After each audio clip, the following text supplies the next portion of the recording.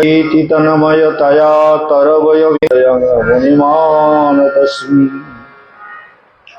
यं ब्रह्मा वरुणेन्द्र रुद्रमरुतः स्तुन्वन्ति दिव्यैस्तवैः वेदैः साङ्गपदक्रमोपनिषद्गैर्गायन्ति यं सामगाः ध्यानावस्थित तद्गतेन मनसा पश्यन्ति यज्ञयज्ञिनो यस्यान्तं नो विदुः सुरासुरगणा देवाय तस्मै नमः। हरेर्नाम हरेर्नामैव केवलं कलो नस्तेव गतिरन्यथा। हरे कृष्ण कृष्ण कृष्ण हरे हरे, हरे राम राम राम हरे हरे। प्रारंभ में नित्य लीला प्रविष्ट भक्ति हृदय वनदेव गोस्वामी महाराज श्रील गुरुदेव के चरण कमलों का वंदना करते हुए उनका आशीर्वाद प्रार्थना करता हूँ। सभी भक्त वृंद, मातृशक्ति और दूर प्रांतों से जो सारे श्रोता रोज जुड़ जाते हैं, जो सारे श्रोता नित्य प्रति अमर कथा के आनंद ले रहे हैं, सबको मेरा हार्दिक अभिवादन। आज भागवत के क्रम को हम आगे बढ़ाते हुए विचार दिखाएंगे कि कैसे धर्म अर्थ काम मोक्ष ये सब जीव चाहता है। ये तो चार पुरुषार्थ कहा गया, चार पुरुषार्थ है, धर्म अर्थ काम मोक्ष। सोचिए, अत्रि ऋषि के घर में भगवान शिशु के रूप में, बालक रूप में भगवान खेले पालने में, तो माता अनुसुआ के प्यार में ऐसे मुग्ध हो गए तीनों देवता, ब्रह्मा विष्णु महेश्वर, बहुत खुश, इतना खुश कि घर से जाने का इच्छा नहीं है। बोले माँ, आपने हमको इतना प्यार दिया, इतना स्नेह किया, इतना स्नेह से पाला और इतना पालने में गाना सुना के प्यार से आपने हमको लालन किया, तब आपको छोड़ के कैसे जा सकते हैं? माँ का प्यार तो अतुलनीय होता है। तो क्या किया उन्होंने? कहा माँ, हम अंश में आपके घर में प्रकट होंगे। ध्यान दीजिए, तो तीनों देवता, एक है ब्रह्मा विष्णु महेश्वर, शिव जी के अंश से दुर्वासा का जन्म हुआ और विष्णु के अंश से दत्त का जन्म हुआ, दत्तात्रेय, और ब्रह्मा के अंश से चंद्रमा का जन्म हुआ। अत्रि ऋषि के घर में तीन देवता तीन रूप में प्रकट हुए। इसको ज्यादा नहीं बोलना है, आगे बढ़ना है। तो तीन देवता प्रकट हो गए तो माँ बहुत खुश हुए। ऋषि के घर में तीन पुत्र हुआ, सोम, दत्त और दुर्वासा। दुर्वासा ऋषि किसके पुत्र है? बोलो। दुर्वासा अत्रि ऋषि के, अभी तो बोला है, समझ में नहीं आ रहा है क्या? दिमाग किधर घूम जाता है? अत्रि ऋषि का पुत्र है दुर्वासा। माता अनुसुआ के गर्भ से दुर्वासा के रूप में जन्म लिया। तो ये अगर दिमाग में नहीं रहेगा तो क्या होगा? अभी बोला तो फिर भी पूछा कि दुर्वासा किसके पुत्र है? ये बड़ा मुश्किल है, ये हमको थोड़ा अजीब सा लगता है। अरे सोम, दत्त और दुर्वासा एरा अत्रि ऋषिर पुत्र। माता অনুসুয়ার গর্ভে এরা মার স্নেহে এদের ঘরে পুত্র রূপে জন্ম নিয়েছিলেন। ঠিক আছে, মাথা এগুলো যদি না থাকে তাহলে কি করে হবে? ये तीन देवताओं को लेकर के एक बार ऋषि लोग भगवान को यही ब्रह्मा विष्णु महेश्वर को लेके जब जा रहे थे वृंदावन के ऊपर से, तो उनको वृंदावन बड़ा अच्छा लगा। लागे वृंदावन नीको, वृंदावन कितना सुंदर लगता है। वृंदावन में सब कोई अपने अपने स्वाधीनता में अपने अपने, वृंदावन में सबसे भाग्यशाली, वृंदावन में सबसे मंगल, सबसे सुंदर, सबसे आनंदमय जीवन में वही लोग रह सकते हैं जिनके पास कुछ नहीं है। समझ गए? जैसे हम लोगों के पास कुछ भी है थोड़ा बहुत, तो ये परेशानी का कारण बनता है। ये गेस्ट हाउस कैसे चलाएं, ये पैसा कैसे व्यवस्था करें, इसको व्यवस्थित कैसे करें, और इतना टैक्स लगा रहा है, हाउस टैक्स लगा रहा है, बिजली का प्रॉब्लम हो रहा है, ये वो बहुत सारे समस्याएं होती है, ध्यान दीजिए। लेकिन जिनके पास कुछ नहीं है वो वृंदावन में खुश है। चलो, ब्रजवासियों के घर से माधुकुरी लिया, भिक्षा लिया, खाया, आनंद से घूमे, राधे राधे का कीर्तन किया, राधा रानी का ध्यान किया, तो लोग सारे खुश है। लेकिन जो जुगाड़ करने में लगा हुआ है, लगेगा, ये वृंदावन में जुगाड़ करने में, जो जुगाड़ ज्यादा बनाएगा उसको ज्यादा परेशानी झेलनी पड़ेगी। यही वृंदावन की विशेषता है। वृंदावन में वही गहवर वन में बहुत से साधु साधना करते हैं। वहां रमेश बाबा से हम लोग बहुत पहले मिलते थे। जब हम पहले पहले वृंदावन आए तो रमेश बाबा, राधा रमन दास जी है उनका नाम, मान मंदिर में रहते। तो इसीलिए ये वृंदावन को देखा कि ऋषियों के साथ ब्रह्मा विष्णु महेश्वर जब जा रहे थे, बोले ये कौन सा जगह है? बोले ये वृंदावन है। वृंदावन ततो वृंदावनमधैर् परमानंदवर्धनम कालिंदी जल कल्लल कदम्ब संगे मारुत सेवितम नाना पुष्प लतावद्ध वृक्ष षण्डैश्च मंडितम कोटीश्वरीय समाभासन विमुक्त शर्तरंग गई। ऐसे दिव्य वृंदावन, जिसके हृदय में वृंदावन एक बार प्रकट हो गया, उसके हृदय में कभी अंधेरा नहीं होता। जैसे हम लोग जब सपने में देखते हैं तो सपने में कभी अंधेरा नहीं देखते, ना तो ज्यादा प्रकाश को देखते हैं। भागवत के सामने झूठ बोलना उचित नहीं, कभी बड़ा चढ़ा के नहीं बोलना चाहिए। हम ज्यादा ऐसे कटी सूर्य समाभाषण, ये तो काव्य है, कविता है, इसमें तो कुछ कहा, लेकिन मैं जो देखता हूं उसमें क्या देखता हूं? कोटि सूर्य, सूर्य के समान प्रकाश फैला हुआ है, ऐसा मुझे कभी दिखाई नहीं देता। कोई माने चाहे ना माने, वो उसकी मर्जी है, लेकिन मैं देखता हूं एक शांत प्रकाश, ना अंधेरा है ना ज्यादा लाइट है, ना ज्यादा प्रकाश नहीं है, कोई तेज नहीं है, प्रखरता नहीं है, एक शांत लाइट को देखता हूं। और यही सारे जो सिद्ध महापुरुष योगी लोग हैं, वो सब इन्होंने वही देखा, केशवानंद भी वही देखते हैं। तो जो भी वर्णन आता है उसको तो वर्णन करते हैं अपने तरीके से, लेकिन जो देखते हैं वो सच है। जैसे कि आपने सुना होगा कि एक बार हमारे राम तीर्थ जी कथा कर रहे थे, स्वामी राम तीर्थ बहुत बड़े विद्वान थे, और उन्होंने शादी के मंच से, मतलब शादी का व्यवस्था हुआ, वो तो शादी करना नहीं चाहते थे, जबरदस्ती सब लोगों ने उनका शादी का अरेंजमेंट किया। जैसे हमारे सोमनाथ का भी शादी का अरेंजमेंट होगा, तो ये शादी का अरेंजमेंट किया, अच्छी तरह से शादी होगा। तो ये हमारा जो राम तीर्थ है, स्वामी राम तीर्थ बहुत बड़े विद्वान थे, उन्होंने कहा कि ये तो बड़ा मुश्किल है, जबरदस्ती बाप माँ आस पड़ोस के सारे पड़ोसी लोगों ने मिलकर मुझे शादी के चक्कर में बांध रहा है, तुम्हें भी बांधेगा एक बार, और बांधोगे तो मरोगे यही प्रॉब्लम है। तो इसलिए राम तीर्थ ने क्या किया, राम तीर्थ बोले थोड़ा ये जाना है, मतलब पेशाब करने जाना, ऐसे कह के पीछे से निकल करके भाग तो भाग, राम तीर्थ भाग, शादी नहीं कर रहा है, भागते रहे जंगल से जंगल, जंगल के रात। और इधर लोगों ने कहा अरे वो दामाद, वो शादी करने वाला जो वर है वो नहीं आया। बोले कहाँ, अभी तो गया था, आया नहीं है।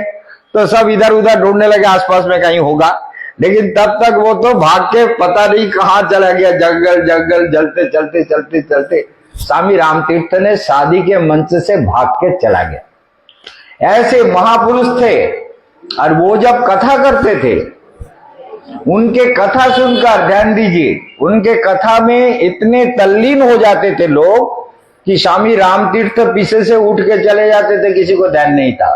वो सब ध्यान समाधि में, कथा के आनंद में ऐसे ही डूबे रहते थे कि जैसे सारे दुनिया उनको भुला दिया, सारा दुनिया को भुला के आनंद में डूबा हुआ। ऐसे रामतीर्थ जी के जीवन में कई घटनाएं घटी। एक बार हनुमान जी वहां आए। हनुमान जी एक बार नहीं, रामतीर्थ जहां कथा करते हैं हनुमान जी आते हैं। तो हनुमान जी आके वहां बैठे हुए थे। बोले अशोक वाटिका में सफेद सफेद फूल खिले हुए थे। हनुमान जी गए हुए थे। सीता माँ को अशोक वाटिका में बहुत तकलीफ दिया जा रहा था। ये रावण के जो राक्षसी और जो त्रिजटा है, वो तो बहुत प्यार करती थी सीता को। बोले बेटी मैं क्या करूं, मैं तुम्हारा पक्ष नहीं ले सकती, क्या करूं, तुम ऐसा करो ऐसा करो। सीता को बहुत स्नेह करती थी त्रिजटा। तो इस तरह से देखा गया, ध्यान से देखिए।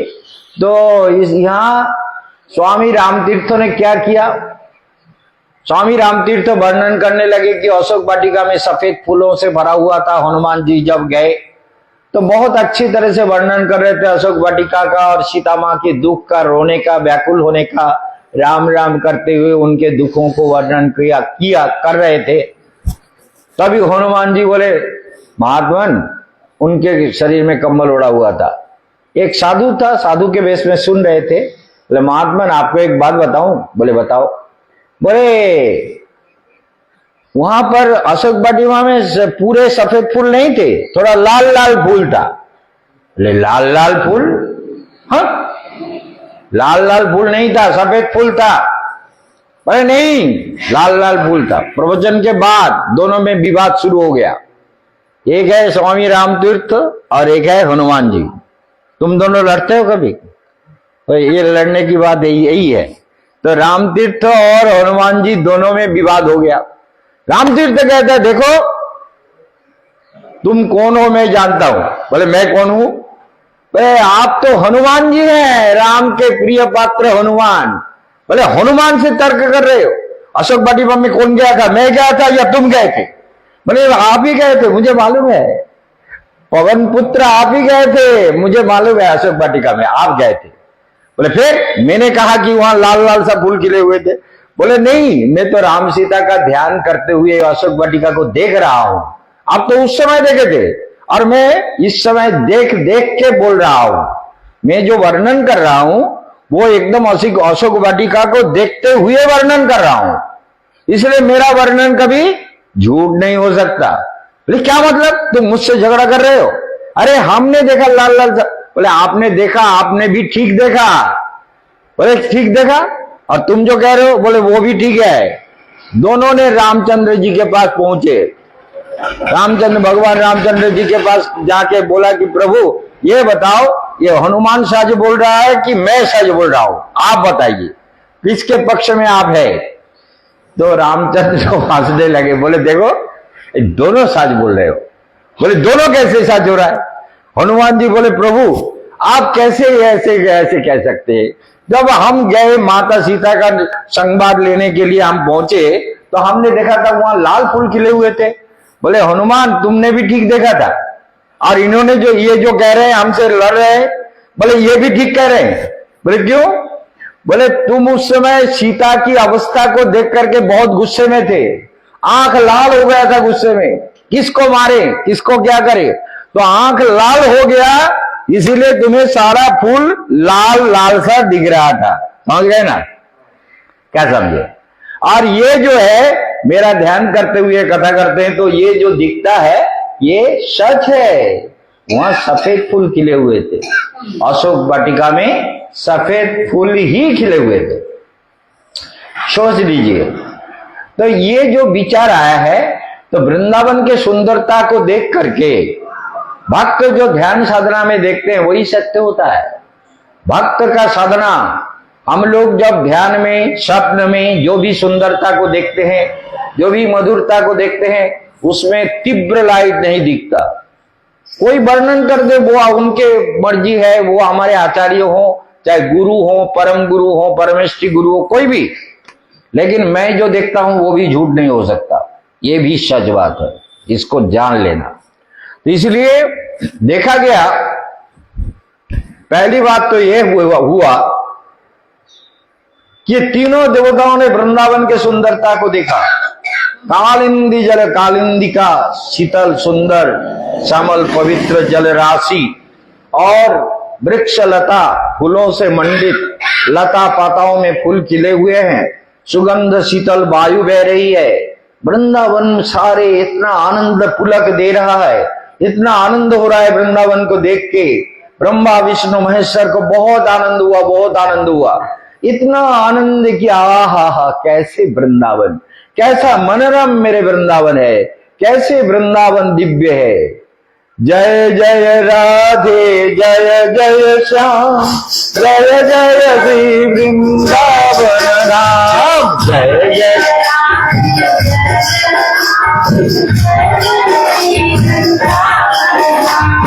जय जय राधे, जय जय श्याम, जय जय राधे, जय जय श्री वृंदावन राम, जय जय श्री पावन राधा कृष्ण नाम, पावन श्री वृंदावन राम, जय जय राधे, जय जय श्याम, जय जय श्री वृंदावन राम, जय जय राधे,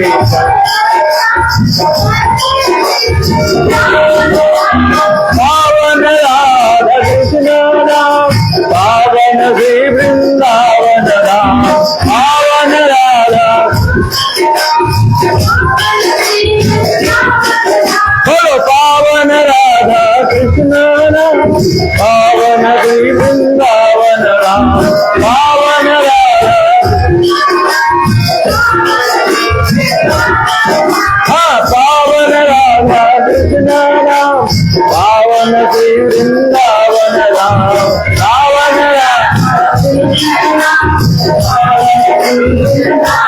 वृंदावन धाम की। वृंदावन धाम देख करके बड़े खुश हुए ब्रह्मा विष्णु महेश्वर। बोले हमको यहां आसमान से जा रहे थे ना, बोले यहां उतारो।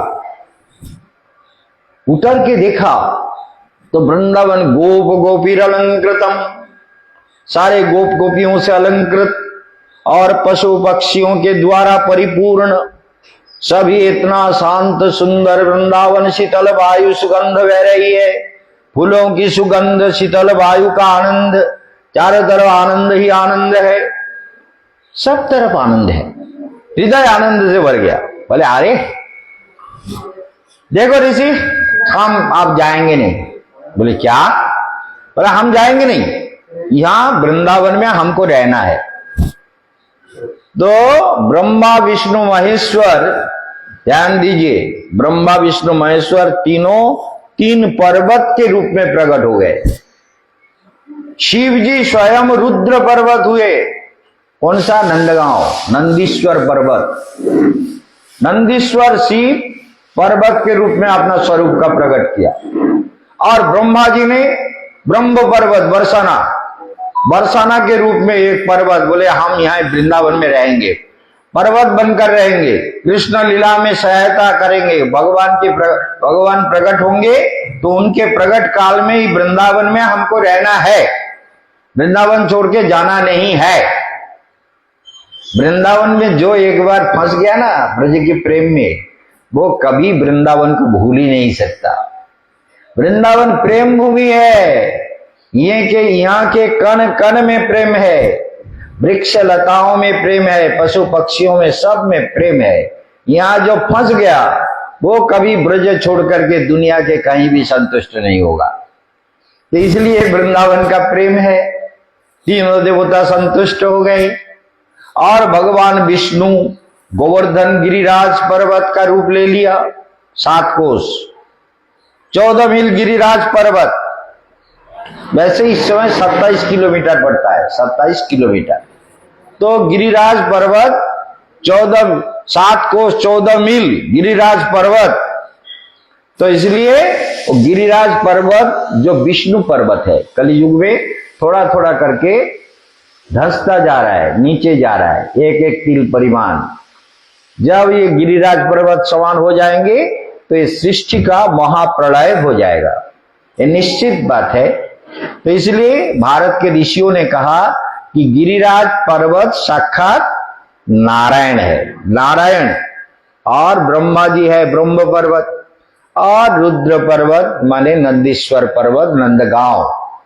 और इसलिए शिव जी वहां ध्यान, बोले यहां ध्यान करूंगा, बड़ा अच्छा जगह वृंदावन, बड़ा प्रेम है, चारों तरफ वृक्ष लता है, फूल है, सुगंध है, शीतल वायु है, यहाँ मैं धैर्य में बैठूंगा।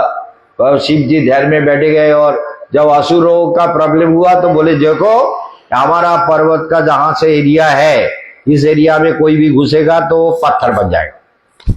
शिव जी का अभिशाप था, इसलिए वहां कोई घुस नहीं पाए। इसीलिए तो ये सारे ब्रजवासी लोग वहां जाके घर बनाया, क्यों? कन्हैया के ऊपर कोई भी परेशानी ना आए, कन्हैया खुश रहे, कन्हैया को परेशानी ना हो। तभी नंदीश्वर पर्वत में चारों तरफ सबने अपना अपना घर बना लिया कन्हैया के पास रहने के लिए। देख लीजिए, तो इसलिए ये भगवान कपिल का कहना है कि देखो अगर अच्छे लोगों का संग नहीं करोगे, तुम्हारी सारी भावनाओं को, सारे सुंदरता, सारे सद्गुणों को बर्बाद कर देगा।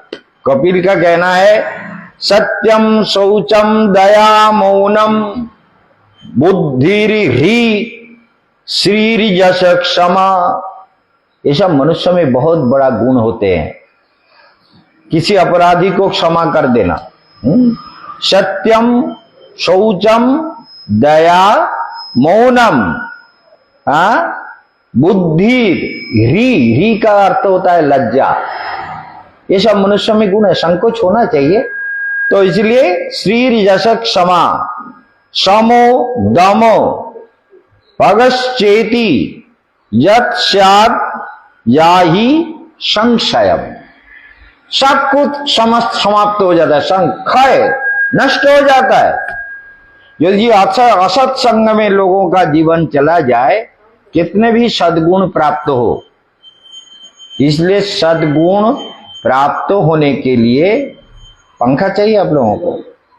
अच्छा ठीक है, तो ये पहली बात ये है कि हम लोगों को ध्यान देकर ये सुनना पड़ेगा कि किस तरह से हमारा जीवन आगे बढ़ता है। दूध ले आया, क्या बात है, समझ में नहीं आता है। तो इसलिए ये प्रॉब्लम है कि हम लोग वृंदावन को प्यार से देखें। वृंदावन हमारा जीवन है, वृंदावन हमारा प्राण है, वृंदावन हमारा सब कुछ है। तो वृंदावन को जो प्यार करेगा उसका जीवन धन्याति धन्य हो जाएगा, कल्याणमय हो जाएगा। इसलिए वृंदावन अपराकृत भूमि है। तो तीनों देवता वृक्ष पर्वत के रूप में वहां प्रकट हो गए। ध्यान दीजिए बात को। और यहां कपिल भी कहते हैं कि माता देखो,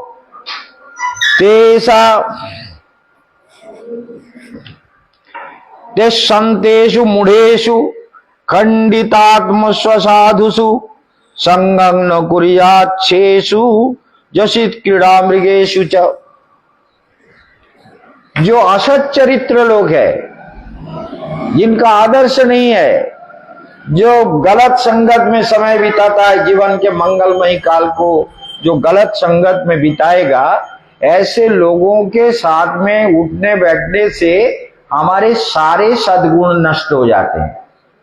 ध्यान दीजिए, सारे सद्गुण। इसलिए कभी भी असत संग को कभी नहीं करना चाहिए। चरितामृत में यही शब्द कहा, असत संग त्यागी वैष्णवाचार।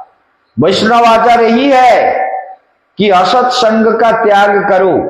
वैष्णव जीवन में कभी असत संग में मत पड़ो, वो असत्संग तुम्हें धीरे धीरे बिगाड़ देगा, तुम्हारी भक्ति भाव को, तुम्हारे जीवन को, तुम्हारे छंद को, तुम्हारे मधुरिमा को, तुम्हारे माधुर्य को, सब कुछ बिगाड़ देंगे। असत्संग कभी नहीं करना चाहिए। साधु संग प्राप्यते सत्संग प्राप्यते पुंभी सुकृत पूर्व संचित। पिछले पिछले जन्म के सुकृति सौभाग्य एकत्रित होकर के तभी हमको ऐसे मंगलमयी समय, मंगलमयी काल का उदय होता है, जैसे भागवत सुनने का। जैसे आप लोग भक्ति योगाश्रम में आके कार्तिक महीना दामोदर व्रत काल व्रत करते हुए जो कथा सुन रहे हैं, ये अल्प पुण्य से नहीं होता। ना जाने कितने जन्मों का पिछले हमारे दादा परदादा हमारे महापुरुषों का, हमारे साधु संतों का कैसे कैसे उनका आशीर्वाद हमारे जीवन में एकत्रित हुआ, तभी ये समय आके संगठित हुआ। ये संगठित तभी हो पाता है। इसलिए ये बहुत जन्म का पुण्य का फल है, इसको विश्वास करो। इसी से कल्याण होगा कि कई जन्म का पुण्य के फल से आज हम ये वृंदावन आए हुए हैं। तो वृंदावन एक परम रसमय भूमि, आनंदमय भूमि, भगवान का धाम है। इसलिए कहते हैं कभी असत्संग ना करो। असत्संग करने से तुम्हारे सारे सद्गुण नष्ट हो जाएंगे। भगवान कपिल ने माता को उपदेश दिया। माता देवहूति वासुदेव भगवती भक्ति योग प्रयोजिता। कपिल का एक श्लोक और बोल के समाप्त करता हूं। वासुदेव भगवती भक्ति योग प्रयोजिता जनत्यासु वैराग्यम ज्ञानंच जद होइतुकम। सोच लीजिए, भगवान वासुदेव के चरण में अगर भक्ति जुड़ जाए, युक्त हो जाए, वासुदेव माने ज्ञानमय विष्णु, जो सर्वत्र निवास करता है, सबके अंदर प्रकाश फैलाता है, ज्ञान देता है। वासु माने निवसयति, निवास करते हैं। और दिव्यति अति देव, और जो प्रकाश को, ज्ञान के प्रकाश को फैलाता है सारे प्राणियों में, वही वासुदेव है। तो वासुदेव भगवान में जिसकी भक्ति होती है वो जनयति आसु वैराग्यम। भक्ति होने से वैराग्य भी पैदा हो जाता है, क्योंकि ज्ञान और वैराग्य भक्ति के साथ जुड़ा हुआ है। ज्ञान के बिना भक्ति पूर्णता नहीं पा सकते। ज्ञान वैराग्य हमारा जीवन का सबसे बड़ा प्राप्ति का विषय है। बहुत गहराई से इसको सुनना, समझना।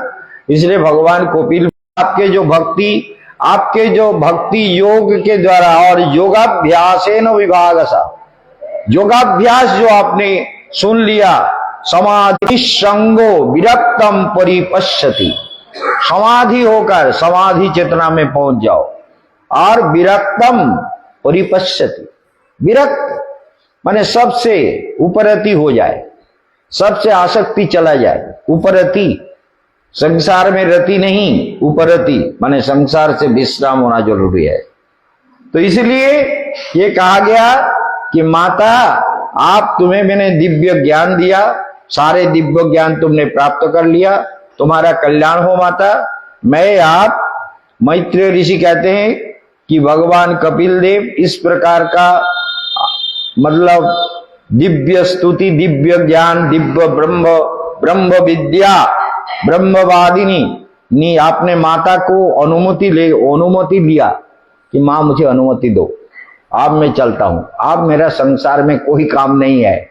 जो सांख्य विद्या देना था, जो सांख्य ज्ञान संसार को देने के लिए मेरा आविर्भाव हुआ था, मेरा जन्म हुआ था, वो काम अब पूरा हो गया। अब मैं जाऊं माता, मुझे जाने का आशीर्वाद दे दो, मैं चलूं। तो भगवान कपिल माता देवहूति ने भी कपिल को प्रणाम किया। शास्त्र ही कहता है देवहूति ने कपिल को प्रणाम किया और कपिल ने भी मां को प्रणाम किया कि मां, आप तुम्हारा आत्मविद्या लाभ हो गया, आप मुझे जाने दो, ये इंद्रियों की वृत्तियों के ऊपर कंट्रोल करो। समाधि अवस्था में, योगावस्था में, शांतावस्था में, ध्यानावस्था में समाहित होकर के जीवन को आगे बढ़ाओ, तुम्हारा अशेष कल्याण होगा माता। कोई इंद्रिय वृत्ति तुम्हें बांध नहीं सकता, कोनो इंद्रिय प्रवृत्ति तुम्हें बांधते पारबे ना, बांध नहीं सकेगा। तो इसलिए भगवान कपिल चले गए। अब ये प्रकरण आता है कि देखिए प्रजापति स भगवान रुचिस्तामत्य जीवनम मिथुनम ब्रह्मवर्चसी परमेश समाधिना। स्वयंभू व मनु का 2 पुत्र और 3 कन्या का जन्म हुआ। तो पहला जो कन्या था देवहूति, उसके बारे में तो हमने सुना है। देवहूति को पूरा सुन के आया। आप आकुति और प्रसूति रह गए। सोच लीजिए, ये चतुर्थ स्कंध में पहले धर्म का प्रकरण कहा गया। धर्म प्रकरण, यही धर्म प्रकरण को लेकर के हमें आगे बढ़ना है। तो इसलिए ये विषय आया है कि सारे देवता, जब कुंभ मेला होता है, कुंभ का मेला, अमृत मेला जब होता है, तो उससे पहले जैसे वृंदावन में जब हरिद्वार में कुंभ मेला होता है, तो वृंदावन में उससे पहले कुंभ मेला का बैठक होता है। वृंदावन में साधुओं का बैठक होता है। यहाँ कुंभ मेला नहीं होते, लेकिन साधु लोग यहाँ एकत्रित होते हैं कुंभ मेला जाने के लिए। बैठक होता है यमुना जी के तट पर, बहुत सारे लोग, हजारों साधु संत आते हैं। फिर यहाँ से वो लोग जाते हैं हरिद्वार। हरिद्वार में जो कुंभ मेला होता है, तो हमने देखा, आप अपने मन को लेकर के चलिए। कहां? कुंभ मेला में नहीं, ये कुंभ मेला हो रहा है जहां का हम वर्णन कर रहे हैं, यह है त्रिवेणी संगम, इलाहाबाद। इलाहाबाद नहीं, आजकल इसका नाम बदल दिए गए ना, प्रयागराज। हम बचपन से ही सुनते थे, गया, काशी, प्रयाग, ऐसे ही सुनते थे।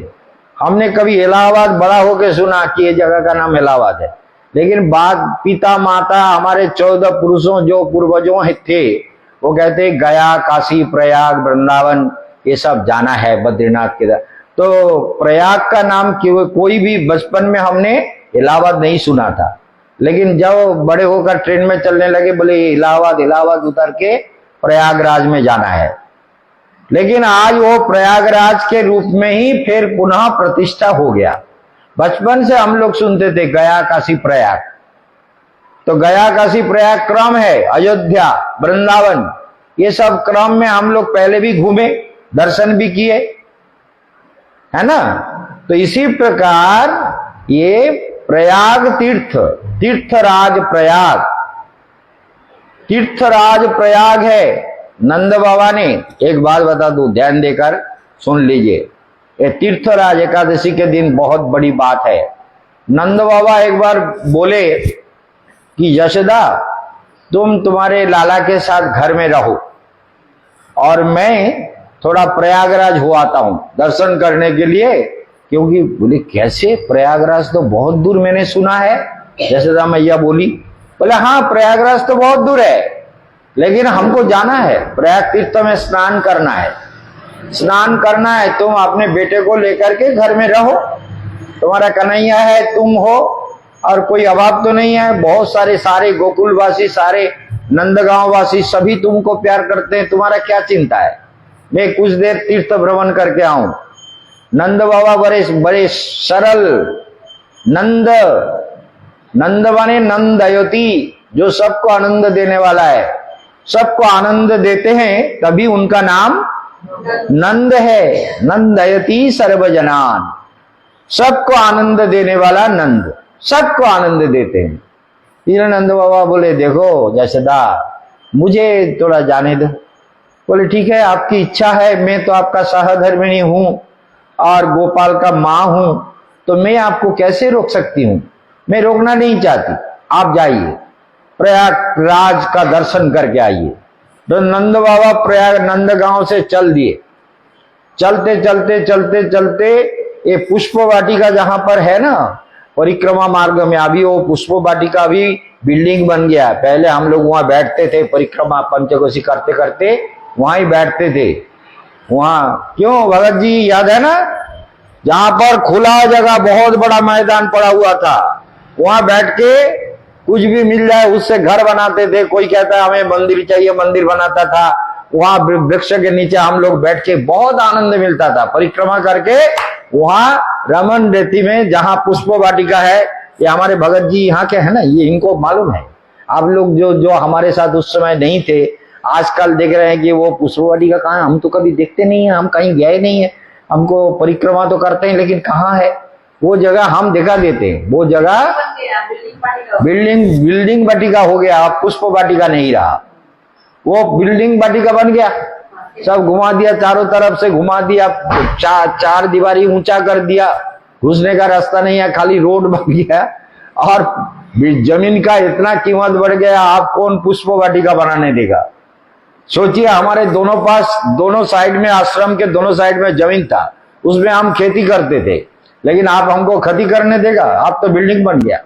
तो इसीलिए बहुत खेती किया यहाँ, बहुत सारे फसल। क्यों भगत जी, हुआ क्या नहीं?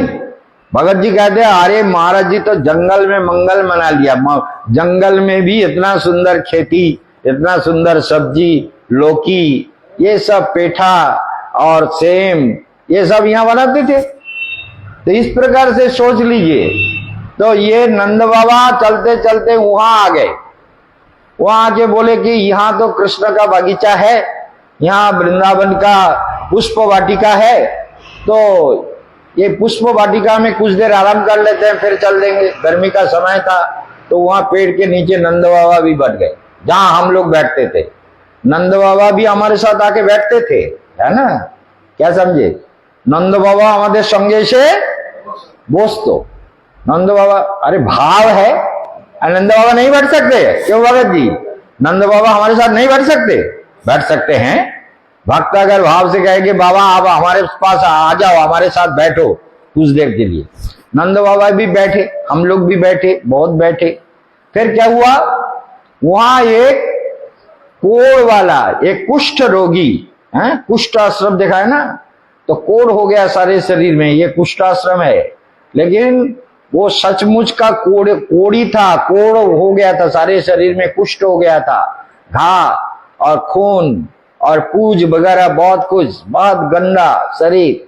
और वो धीरे धीरे ऐसे करके, ऐसे लाठी के सहारे धीरे धीरे आ रहा था, आया, धीरे धीरे आया। नंद बाबा देख रहा है, ये कैसे कोढ़ वाला बाबा है, ये कोढ़ वाले को तो मैंने कभी नहीं देखा, ये कहां से आ गया, इतना कुष्ठ रोगी, ऐसे कुष्ठ रोगी तो हमको कभी देखने को नहीं मिला। तो देखूं क्या हो रहा है, धीरे धीरे करके आया, आके क्या किया, वहां जो धूल है, वृंदावन की धूली है, उसमें गिर गए। नंद बाबा बोले, हाय हाय, ये कोढ़ बाबा तो अब मर गया, मर जाएगा, इसके शरीर में सारे घाव है, खून है, कितने तकलीफ है सब, ये बाबा तो अब यहाँ गिर गया, तो आप तो ये मर जाएगा। लेकिन वो बाबा गिरते ही उसमें अपने को धूल मिट्टी से उलटने पलटने लगे, इधर उधर पलटने लगे। तो पलटते ही दिव्य अंग मिल गया, दिव्य सुंदरता मिल गई, दिव्य ज्योति, दिव्य रूप, दिव्य कांति, सुंदर हो गया। नंद बाबा अवाक होके देख रहा है, क्या बात है, ये क्या हुआ, ये कोढ़ वाला बाबा इतना सुंदर हो गया, ये कोढ़ वाला बाबा ऐसे कैसे सुंदर हो गए? नंद बाबा बोले, ये कैसी बात है, ये क्या हुआ? तो नंद बाबा धीरे धीरे उनके पास गया, बोले, बाबा क्षमा करना, आप कौन है और आपके इतने कोढ़, इतना तकलीफ, इतना कष्ट था, तो आप कैसे, सोचिए बात को, आप कैसे इतने, क्या हुआ था, आपके कोढ़ कैसे हुए? और यहाँ आके धूल मिट्टी में आपने उलट पलट करते ही आपके सारे शरीर इतना तेज पुंज युक्त तो परम सुंदर हो गया, ये कैसे हुआ? बोले, आपको मालूम नहीं है? बोले, क्या? बोले, अरे यहाँ कृष्ण भगवान का जन्म हुआ है। बोले, कहाँ? बोले, नंद महाराज के घर, जसोदा मैया के घर, उन्हीं के घर में कृष्ण गोपाल का जन्म हुआ, और उन्हीं के जन्म, वो आकर के यहाँ पर ध्यान देना है, जो जा करके वो आकर के यहाँ पर उनके चरण रज जो वृंदावन में पड़ा है, ये सारे चरण रज चिन्मय है, दिव्य है, अपराकृत है, मनोरम है, ये वृंदावन उनका धाम है, इसलिए कृष्ण का चरण रज है ना, यहाँ कृष्ण के चरण रज है। इसीलिए इस रज में, इस रमन रेती में, रमन माने आनंद और रेती माने बालुका, बाली के ऊपर भगवान, ये रेती के ऊपर भगवान खेले हैं। उनके चरण धूल से ये पवित्र हो गया और इसीलिए इस धूल में मैं ठीक हो गया। बोला आप कौन है? बोले मैं प्रयागराज हूं। सारे पापी हमारे वहां जाके पाप धोते हैं ना, वो इतने पाप धोए, सब ने कहा मेरा पाप ले लो, आप हमारा सारे पाप धो दो। प्रयागराज में कितने डुबकी लगाए, कल हमारा गायत्री देवी ने 22 डुबकी लगाया। राधा कुंड सब कुंड में डुबकी लगा के फिर दर्द हो गया। यही बात है।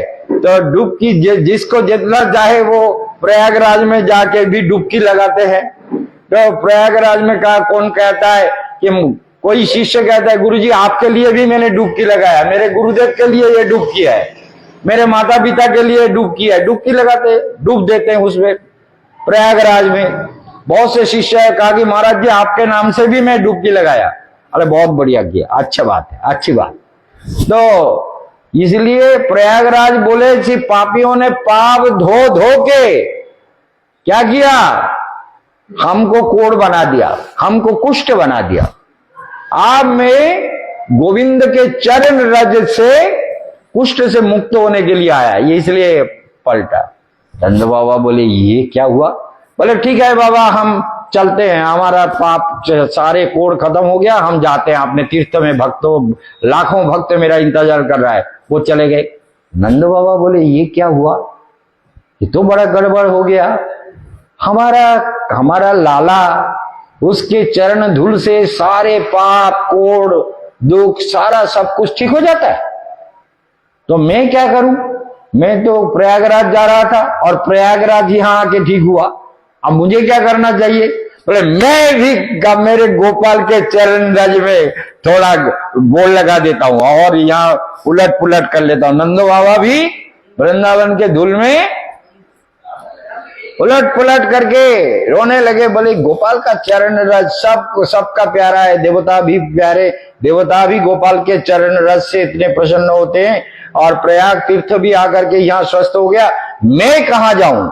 मैं तो यहाँ ही वृंदावन में रहूंगा और गोपाल के चरण रज में जब जरूरत होगा तो वृंदावन के रज में थोड़ा आपने को लेटा दूंगा। नंद बाबा कैसी भावना हो गई सोच लीजिए। तो इसलिए ये वृंदावन है, अप्राकृत भूमि। नंद बाबा, जशोदा मैया, नंद कीम करोद ब्रह्मन। ये क्या परीक्षित महाराज कहते हैं, हे सुखदेव गोस्वामी आप एक बात बता दीजिए, नंद कीम करोद ब्रह्मन। सोच लीजिए नंद ने क्या किया? नंद कीम करोद ब्रह्मन यशोदा व महाभाग। यशोदा ने कौन से भाग्य किया? ये नंद कीम करोद ब्रह्मन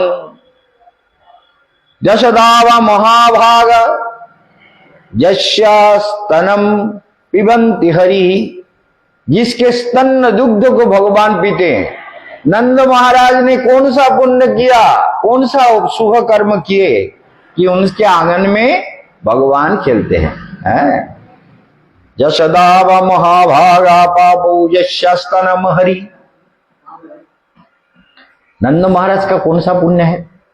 सोच लीजिए, बहुत मधुर विषय है, हृदय से सोचिए।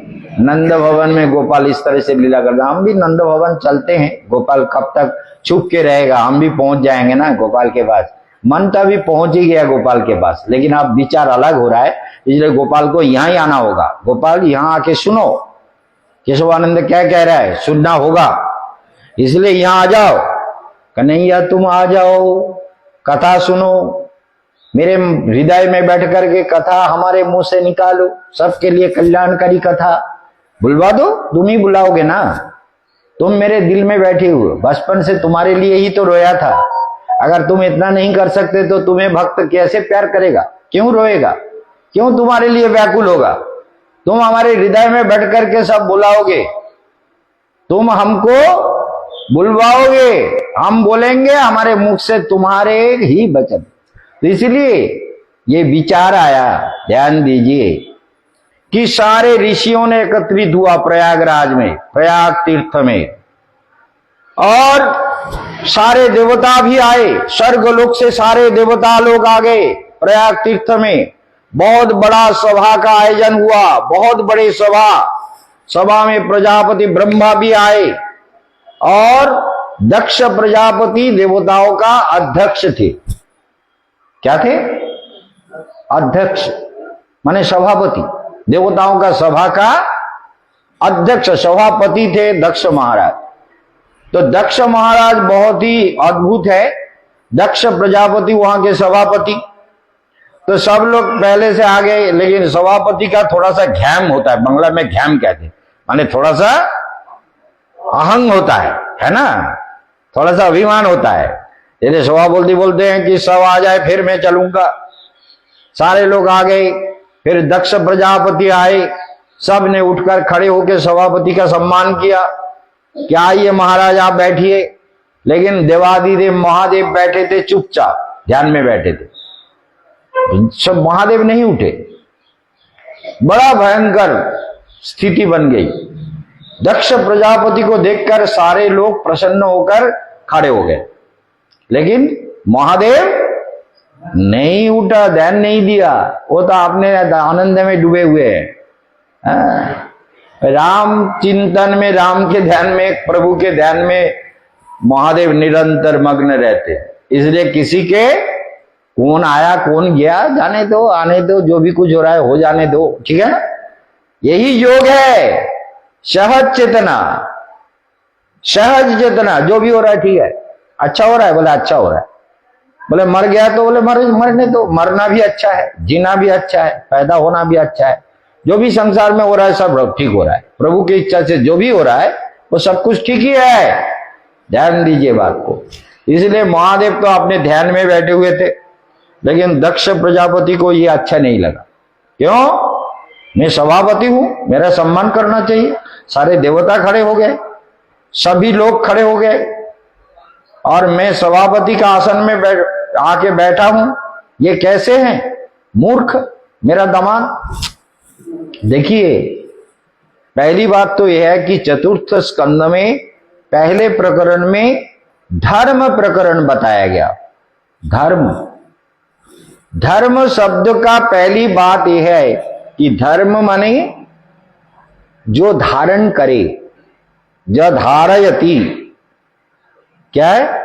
धी धातु में मन प्रत्यय करने पर तभी धर्म पद निष्पन्न होता है। व्याकरण के हिसाब से ध्री धातु माने, ध्री धातु का अर्थ है धारण करना। तो धारण करने का, जो धारण करे वो धर्म है। तो हमारा वृत्तियों को, हमारे प्रवृत्तियों को, हमारे मन को जो धारण करे वही धर्म है, ठीक है ना। तो धर्म क्या है? बोले जो जैसा कोई पापी है तो उसके पाप के वृत्ति उसको धारण किया हुआ है, उसी में रमा हुआ है, उसी में खेल रहा है। जो भक्त है सनातन धर्म, जैसे सनातन माने नित्य, शाश्वत, जो शाश्वत धर्म है वो हमको धारण किए हुए है। वही धर्म हमारा जीवन है, वही धर्म हमारा प्राण है, वही धर्म से हमको जीना है। तो यहां सभी लोगों ने देखा कि दक्ष प्रजापति बहुत क्रोधित हुए। इससे पहले कहा गया कि बहुत सारे प्रकरण कहा गए। सृष्टि का प्रकरण में भगवान रुचि का जन्म हुआ, भगवान के अंश से रुचि जन्म हुए, दक्षिणा के साथ रुचि का विवाह हुआ। लेकिन उसके बाद हम देखते हैं कि ये जो प्रकरण आया है, सभी लोग देखे कि आशुतोष भगवान शिव शंभु उठ के खड़े नहीं हुए। ये सबको अच्छा नहीं लगा, सबको बहुत खराब लगा। और विचार यही है कि हमको भी इस बात को ध्यान में रखना पड़ेगा कि क्या कहा गया।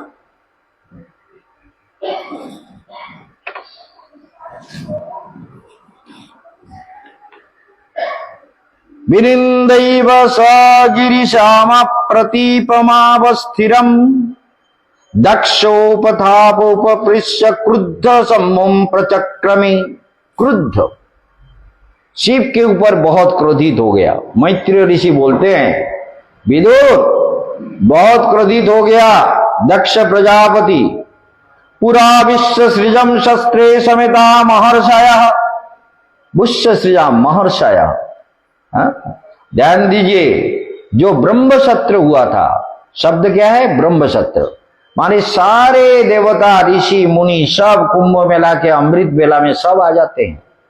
इसलिए जिसका मन अमृत बेला में अमृत चेतना में डुबकी लगाता है उसको मुक्ति जरूर मिलती है। लेकिन मन अगर तैयार ना हो तो पाप से कहां मुक्ति मिलेगी। इसलिए मन से डुबकी लगाओ। हम कुंभ मेला में नहीं गए, लेकिन घर से हमने कहा ओम गंगायै नमः, जल डालते हुए बोले सद्य पातक संहंत्री सद्य दुख विनाशिनी सुखदा मोक्षदा गंगा गंगैव परमागति गंगा यमुना सरस्वती मातृकायै नमः पवित्रम कुरु पवित्रम कुरु पवित्रम कुरु माते। स्मरण करके ऊपर जल डाल दिया तो क्या मेरा कुंभ मेला में स्नान नहीं हुआ? अरे मानसिक स्नान को सबसे बड़ा स्नान कहा जाता है, मानसिक पूजा को सबसे बड़ा पूजा कहा जाता है, मानसिक ध्यान को सबसे बड़ा ध्यान कहा जाता है। भगवान को पाने के लिए मानसिक पूजा सर्वश्रेष्ठ है।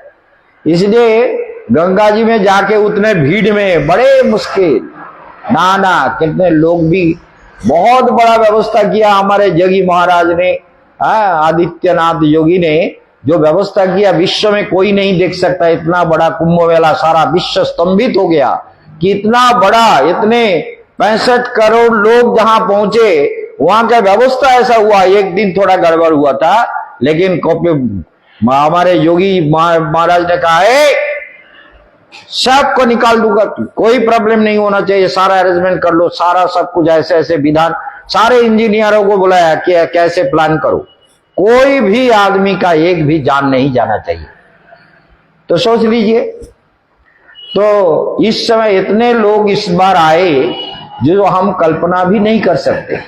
तो ब्रह्मशत्र में इतने लोग जाके जब भीड़ करते हैं तो मन तो भीड़ में फंसा रहता है। जब हम लोग भीड़ में फंसे हुए हैं, सोच लीजिए बात को, भीड़ में क्या करें क्या ना करें, क्या करना चाहिए क्या नहीं करना चाहिए, बहुत सारी समस्याएं होती है। डुबकी लगाएं तो कहां लगाएं, कपड़ा छोड़े तो कहां छोड़े, पैसा रखे तो कहां रखे, ये सारा प्रॉब्लम होता है। लेकिन ध्यान से स्नान करो, सब ठीक हो जाएगा। आसमानी गंगा, आकाश गंगा, जो आसमान से जो गंगा गिरती है पृथ्वी में, उसमें भी ध्यान करो, उसमें भी स्नान करो। जब नीलकंठ पर्वत में, वहां पर आकाश गंगा है, जहां भगवान शिव ने जहर पीने के बाद जाके ध्यान किया। हजारों साल तक ध्यान समाधि में थे, क्योंकि गले में जहर था।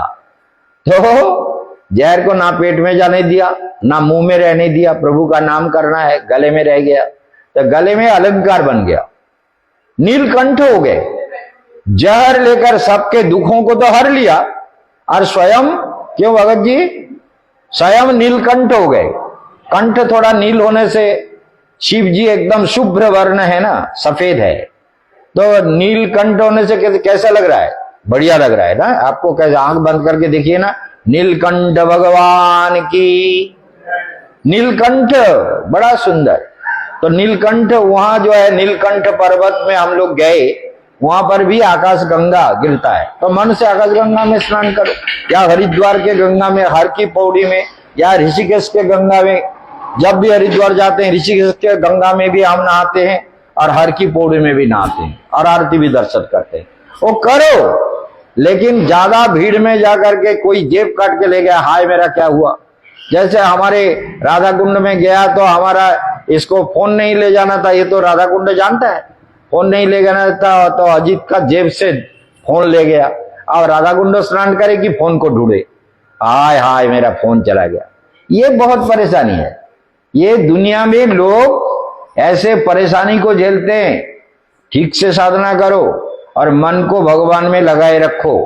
तो ब्रह्मशत्र में जब सभी समावेत हुए, तो वहां पर दक्ष प्रजापति को सम्मान नहीं मिला, तो बहुत क्रोधित हुए। तत्र प्रविष्ट ऋषयो दृष्टा कर्म मिशो रुचि रोचिषा भ्राजमानं वितरीमं कुर्वन्तं तन्महं सदा उदिष्टान्तदस्याद्यसाधीतेभ्य महाग्रहः रीते विरिञ्च्यारववाच तद्भाषक्षी प्रचेतसः।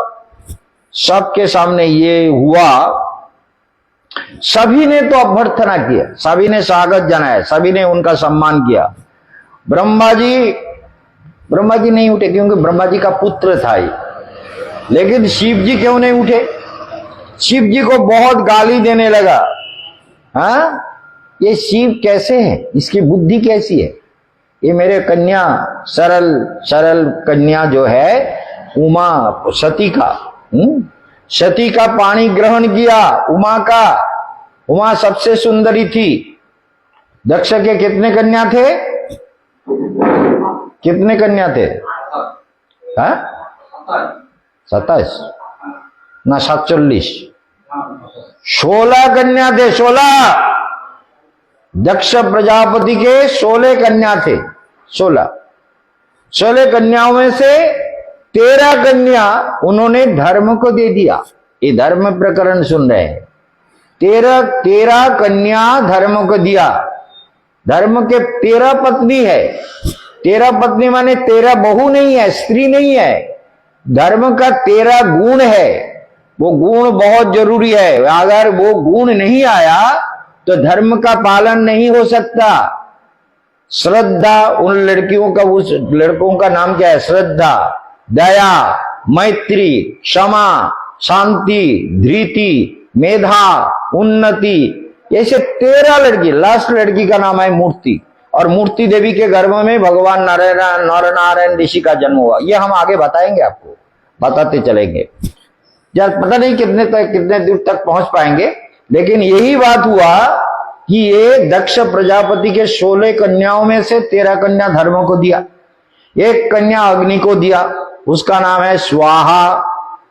अग्नि को जो कन्या दिया है, इसलिए अग्नि को हम लोग इदम अग्नये स्वाहा, हाँ हम लोग कहते हैं हाँ स्वाहा। ओम नारदाय स्वाहा इदम अग्नये। इस अग्नि में नारद को मैं समर्पण करता हूं। इदम अग्नये इंद्राय स्वाहा ओम इदम अग्नये। तो जो अग्नि देव को दी जाती है उसमें स्वाहा कहते हैं। तो स्वाहा जो है अग्नि की पत्नी है, समझ गए ना? तो इसलिए, और पितृगण को एक कन्या दिया। पितृगणों को एक कन्या दिया, उसका नाम था स्वाधा। ध्यान दो, ठीक से समझो और याद रखो। स्वाधा दक्ष प्रजापति का एक कन्या पितृगण को दिया गया, उसका नाम है स्वाधा। इसलिए पितायै स्वाधा इदम अन्नपनयादिकम पितृपितायै स्वाधा। पिताय मातृकायै स्वाधा। स्वाधा कहते हैं, स्वाहा नहीं कहते। अग्नि में स्वाहा कहते हैं और पितृपुरुषों को स्वाधा। स्वाधा धा याद रहेगा ना? तो पितृपुरुषों का जब पिंडदान तर्पण आदि होता है उसमें स्वाधा शब्द का प्रयोग होता है, क्योंकि वो स्वाधा जो है वो पितृगणों को ही दिया गया। इसलिए पितृगणों को जब हम कोई भी पिंडदान तर्पण आदि करते हैं तो स्वाधा कहते हैं। अग्नि को देते हैं तो स्वाहा कहते हैं। तो 13 और 2 15 हुआ। और एक कन्या कहां गई? कहां गई? सती। हाँ याद रहेगा, ठीक है। ये कम से कम इतना तो याद रहा। बढ़िया बात है। तो एक कन्या रह गई सती। 15 कन्या तो दे दिया, लेकिन छठी छोटी कन्या जो थी वो सती थी। अब जब स्वयंवर सभा हुआ तो सती ने अपने मन से जाके शिव जी के गले में माला डाल दिए। बोली क्या किया तुमने? कुलक्षणा लड़की, शिव को क्यों दिया?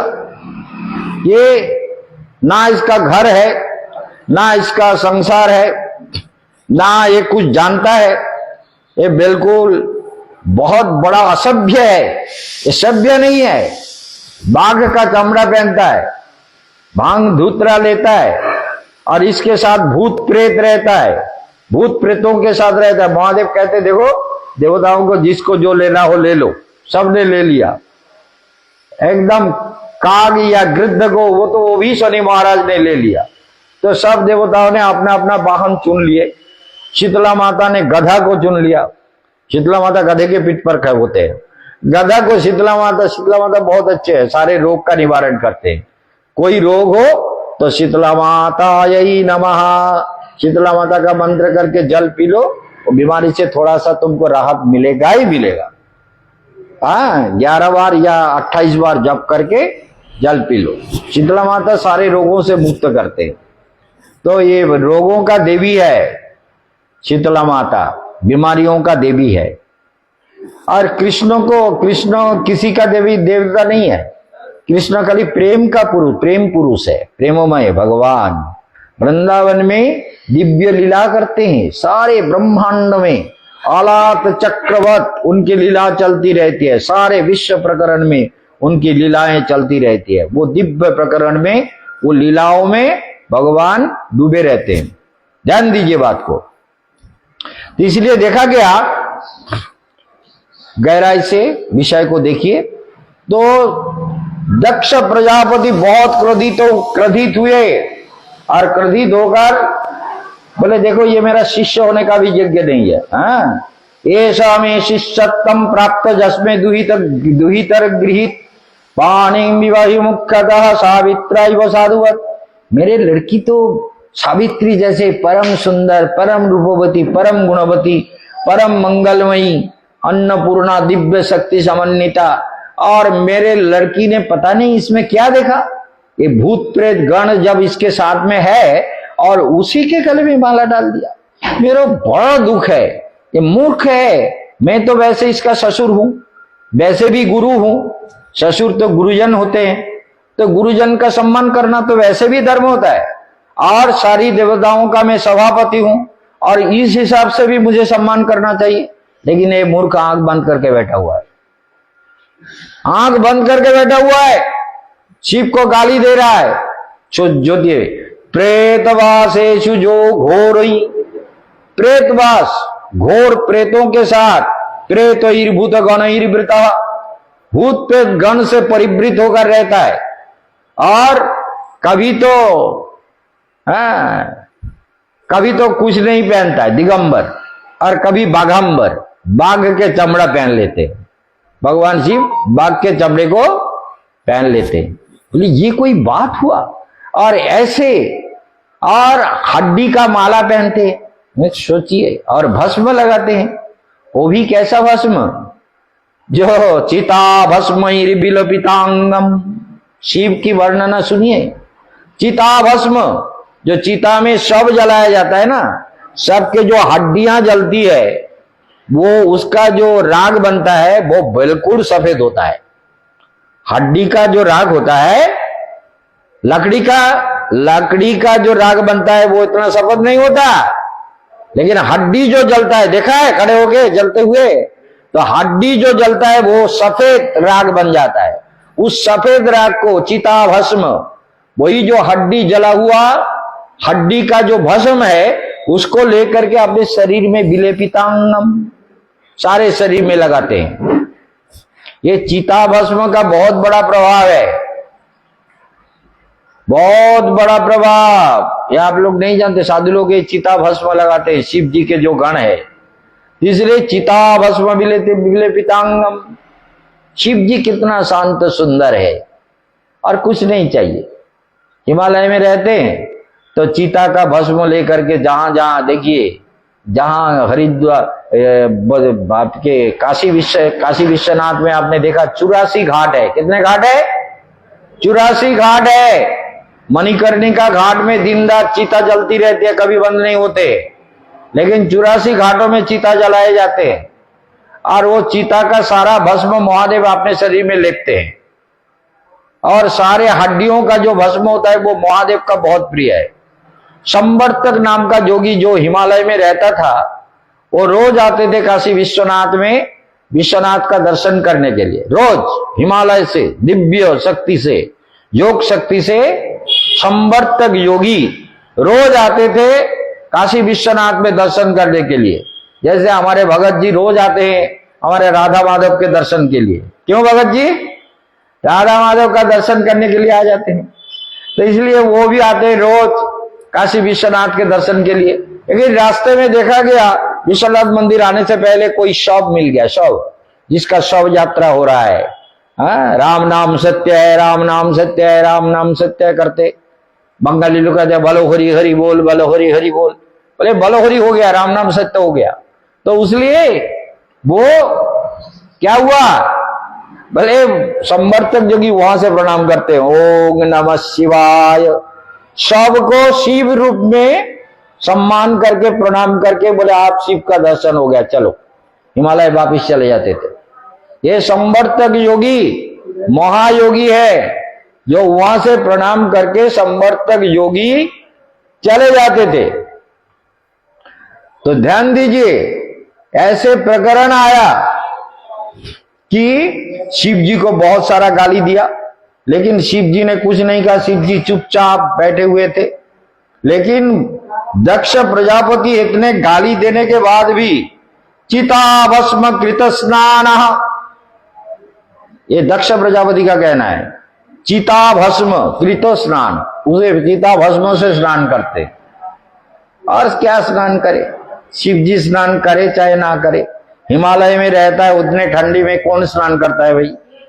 भस्म लगा के बस रमते रहो, योगी ध्यान में डूबे रहो। ऐसे हमारे गायत्री का जैसा 22 डुबकी तो नहीं लगाएंगे, वो डुबकी लगाने के लिए फिर नीचे आना पड़ेगा, है ना। वहां पर मानस सरोवर है, वहां आने के लिए तो परेशानी है। शिव जी कहते अरे ध्यान में डुबकी लगा लो। शिव जी चिता भस्म लगा के प्रसन्न रहे। चिता भस्म कृत स्नान प्रेत संश्रित भूषण, और गले में भूषण अलंकार क्या है, मुंडमाला, मुंड है ना। किसका मुंड है, शिव जी के गले में हड्डी भी है, माला भी है, हड्डी का माला, और उसमें एक मुंड है, भक्त का मुंड। कौन सा भक्त है वो, बोलिए कौन सा भक्त है। ना मेरे तुल्लो देखो ना, बांग्ला गा देते हैं, उसे भक्त सुधन्या तप्त तैले বসে করে হরির সাধনা। নামের তুল্য দেখো না, ভক্ত সুধন্যা তপ্ত তৈলে বসে করে হরির সাধনা। ও তার মুন্ডমালা মেরু হয়ে শিবের গলে রয়েছে, তার মুন্ডমালা মেরু হয়ে শিবের গলে রয়েছে, হরিনামের তুল্য গান কি জগতে আছে। सोचिए, मुंडमाला सुधन्या को जब वैष्णवास्त्र के द्वारा उसके मुंड को काट दिया अर्जुन ने, भगवान कृष्ण बोले देखो सुधन्या से युद्ध से तुम नहीं लड़ सकते, जीत नहीं पाओगे। बोले प्रभु क्यों, बोले वो भक्त है मेरा। बोले फिर हम क्यों लड़े, उससे मित्रता कर लेते हैं। बोले फिर राष्ट्रीय यज्ञ नहीं होगा, सारे राजाओं को वश करना पड़ेगा, तभी तुम राष्ट्रीय यज्ञ कर पाओगे, इसलिए इसको मारो। बोले कैसे मारे प्रभु, बोले इसका समय हो गया, वैष्णवास्त्र निकालो। ध्यान करके वैष्णवास्त्र दे करके मुंड काट दिया। काट देने के बाद क्या हुआ, ध्यान दीजिए, मुंड काट दिया और मुंड नीचे गिर गया, और सुधन्या का काटा मुंड कृष्ण कृष्ण कृष्ण कृष्ण कृष्ण कृष्ण कृष्ण हे कृष्ण कृष्ण कृष्ण कृष्ण कृष्ण नाम कीर्तनम राम राम राम रम्य दिव्य चंदनर्तनम यत्र तत्र कृष्ण नाम दान लोक निस्तरम प्रेम धाम देवमेव नौमि गौर सुंदरम कृष्ण कृष्ण कृष्ण कृष्ण कृष्ण नाम कीर्तनम। सुधन्या का काटा मुंड जो है वो कृष्ण कीर्तन कर रहा है, सुधन्या का काटा हुआ मुंड कृष्ण कीर्तन कर रहा है। सोच लीजिए, कृष्ण कीर्तन में डूबा हुआ है। तीसरे सुधन्या के काटा मुंड जब ऐसे पड़ा हुआ है तो भगवान कृष्ण रथ से उतर करके गए और सुधन्या के मुंड लेकर के आपने गोद में रख लिया। बोले भक्तराज, तुमने वैष्णवास्त्र से प्राण दे दिया, लेकिन तुम हमारे धाम जाओगे, तुम तो मेरा परम प्रिय हो, तुम्हारा मुक्ति निश्चित है। परम मंगल हो तुम्हारा। भगवान गोद में लिया, गरुड़ को स्मरण किया, गरुड़ आ जाओ। गरुड़ आ गए, बोले ऐसा करो गरुड़, ये भक्त का मुंड यहां रणभूमि में खून के लथपथ पड़ा रहे, ऐसा नहीं होगा, तुम प्रयागराज में ले जाओ। ये प्रयागराज की कथा आती है, तो प्रयागराज में ले जाके इस काटे हुए मुंड को प्रयागराज में त्रिवेणी संगम में डाल दो, त्रिवेणी संगम में डाल दो। तो गरुड़ ने इसके सुधन्या के काटा मुंड लेकर के त्रिवेणी संगम में ले जाके डालने लगे। तो भगवान शंकर ने नंदी को कहा, नंदी जाओ ये सुधन्या का काटा मुंड मेरे लिए ले आओ, मुझे चाहिए। इधर गरुड़ जी ले गए और उधर नंदी भी आ गए। दोनों में युद्ध प्रारंभ हुआ, बहुत युद्ध हुआ, गरुड़ के साथ नंदी के साथ युद्ध हुआ। कोई हारता नहीं है, एक शिव का सेवक और एक नारायण का सेवक, कोई हार नहीं रहा है। युद्ध चल रहा है, युद्ध चल रहा है, युद्ध चलता गया, युद्ध चल रहा है। अब ये बहुत युद्ध चलने के बाद दोनों ने कहा, एक बात सुनो भाई। गरुड़ कहते एक बात सुनो, अरे हम लोगों को युद्ध करने के लिए प्रभु ने आदेश दिया। नंदी ने कहा नहीं नहीं नहीं, प्रभु ने मुझे युद्ध करने के लिए नहीं कहा। मैंने कहा ये सुधन्या भक्त का जो मुंड है, ये मुंडी मुझे दे दो, मैं लेकर चला जाऊं। अरे तो ठीक है, लेकिन एक बात है। नंदी कहा तुमको युद्ध करने के लिए कहा? बोले नहीं, मुझे भी युद्ध करने के लिए नहीं कहा, मुझे कहा कि ये त्रिवेणी संगम में भक्त का अपमान ना हो, उनके मुंड को त्रिवेणी में डाल दो। तो मैं डालने के लिए आया और तुम लेने के लिए आए, यही तो विवाद हुआ। बोले डालने के लिए आए तो ठीक है और लेने के लिए आए तो ठीक है, लेकिन युद्ध करने के लिए प्रभु ने किसी ने, शिव जी ने भी नहीं कहा और तुम्हारे नारायण ने भी नहीं कहा, तो क्यों भाई विवाद करना, ऐसा करो। बोले क्या करे? बोले समाधान निकालो। समाधान क्या है? बोले गरुड़ तुम मुंड को डाल दो और मैं लेकर चला जाऊं, बस हो गया। तुम डाल दो त्रिवेणी में, मैं उठा के ले जाता हूं प्रभु के पास। तो गरुड़ ने डाल दिया और नंदी लेकर के शिव जी को दिया।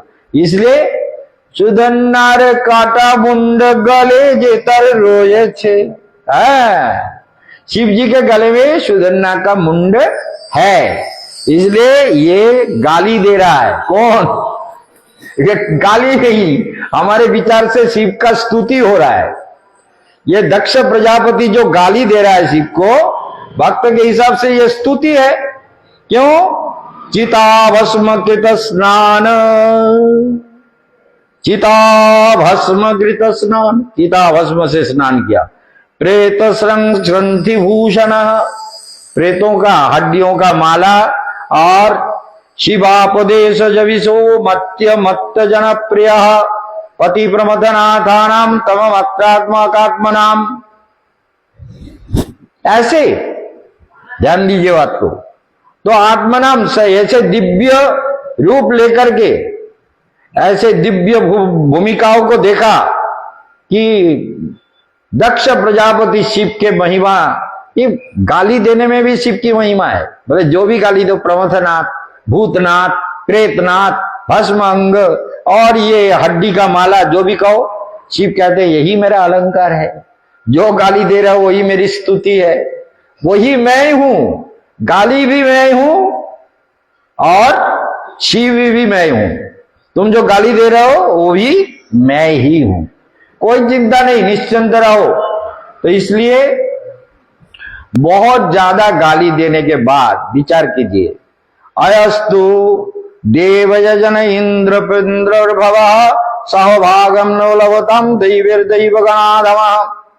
इसको ज्यादा व्याख्या करेंगे तो बहुत समय लगेगा, तो इसलिए हम संक्षेप करके आगे बढ़ते हैं। क्या हुआ?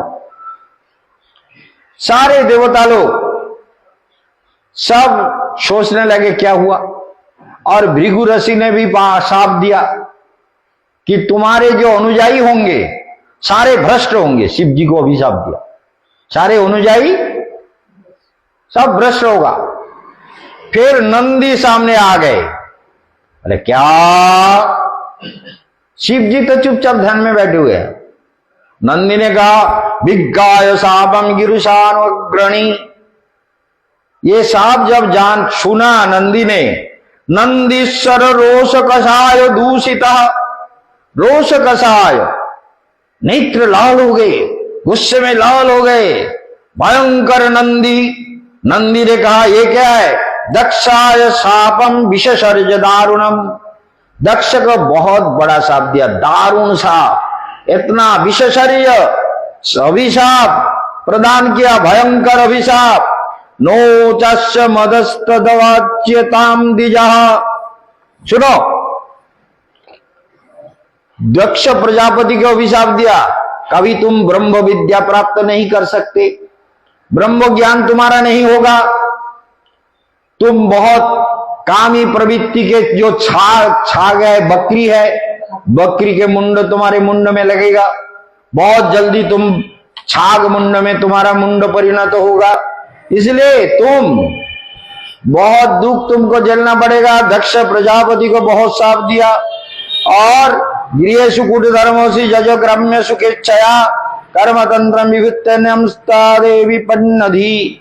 सुनो, गृहेषु, गृह के कूट धर्म में फंसे रहोगे, भगवत भजन तुमसे नहीं होगा, भगवान का मंत्र जप नहीं कर पाओगे, महापापी हो तुम, शिव का निंदा किया, तुम्हारा मुख अपवित्र हो गया, तुम्हारा जीवन अपवित्र हो गया, तुम्हारा संकल्प अपवित्र हो गया, तुमको अभिशाप देता हूं, तुमको ब्रह्म ज्ञान नहीं मिलेगा, ब्रह्म विद्या नहीं मिलेगा और शास्त्र ज्ञान नहीं मिलेगा, तुम महापापी हो।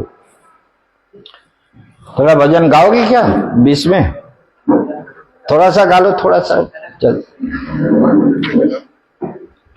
तो हमने देखा, ध्यान देकर सुनिए, हमने रेडी हो जाओ, हमने देखा कि बहुत बड़ा अभिशाप दिया, किसने? नंदी महाराज ने भयंकर अभिशाप दिया दक्ष प्रजापति को। और जो सभास्थल था, वो सभास्थल पूरा झगड़ा विवाद में। और शिव जी ने क्या किया? शिव जी खड़े हो गए, बोले अरे ये क्या हो रहा है, ये तो अच्छी बात नहीं है। शिव जी बोले नंदी चुप हो जाओ, जो अभिशाप दिया वो बहुत है, इससे ज्यादा कुछ नहीं करे। तुम अभिशाप क्यों दिए? चलो हम लोग चले जाते हैं। शास्त्र यही कहता है, जहां विवाद हो वहां से चले जाओ, झगड़ा विवाद में मत पड़ो। जहां विवाद होगा वो विवादित स्थान को त्याग करो, किसी का निंदा मत करो, किसी का निंदा मत सुनो। और शिव जी के जो निंदा हो रहा था, शिव जी ने बोला चलो हम लोग चले जाते हैं, वो उनका काम है, वो करना चाहे करे, लेकिन तुम मत बोलो, चुपचाप चलो मेरे साथ। शिव जी वहां से चले गए। इस तरह से शिव जी कैलाश में चले गए और नंदीश्वर भी शिव जी के साथ चले गए। और दक्ष प्रजापति भी गुस्से में लाल होकर बोले कि शिव के बिना यज्ञ होगा, कोई भी शिव को यज्ञ भाग नहीं देगा। आज से मेरा आदेश है, मैं सभापति हूं देवताओं का, कोई शिव का यज्ञ का भाग नहीं देगा, ये मेरा अभिशाप है। इस तरह से हुआ। तो इसलिए आगे की विचार सुनते हैं। हाँ, शुरू कर दो।